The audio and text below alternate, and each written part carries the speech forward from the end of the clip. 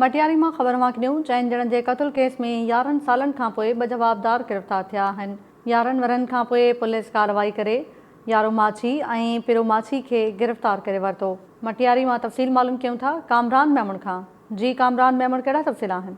जी तारा, बिल्कुल मटियारी भरसा जाखरी थाणो है, उनकी पुलिस कार्रवाई कई है, जैमें पुलिस जो चवण है त 11 साल अॻु जाखरी थाने की हद में 4 ॼणनि के बेगुनाह क़त्ल किया वियो, जंहिंजो केस जाखरी थाने ते 2014 में फरियादी वली मोहम्मद माछी जी फरियाद ते दाख़िल किया वियो, जंहिंमें उन इहो ॼाणायो हो त यारू माछी ऐं पीरू माछी जेके आहिनि उन्हनि असांजे 2 मासूम ॿारनि, हिकु पेट सां थियल औरत के ऐं हिकु मर्द के बेगुनाह क़त्ल करे छॾियो आहे, जंहिंखे 11 वरनि बाद जाखरी पुलिस जो SHO आहे आफ्ताब मेमण उन जी टीम गिरफ़्तार करे वरितो आहे। होॾां आफ्ताब मेमण टाइम न्यूज़ सां ॻाल्हाईंदे चयो आहे त इहे 11 साल अॻु अहिड़ो वाक़ियो पेश आयो जंहिंजो केस जाखरी थाणे ते दाख़िल कयो वियो। हिन SSP मटियारी जे ख़ासि हिदायतुनि ते मुख़्तलिफ़ हंधनि ते छापा आया। छापनि हणण बैदि इहे 2 जेके जवाबदार आहिनि 4 ॼणनि जे क़त्ल केस में, उन्हनि खे गिरफ़्तार करे अदालत में पेश कयो आहे। जी ताहिरा, महिरबानी अवां जी कामरान मेमण।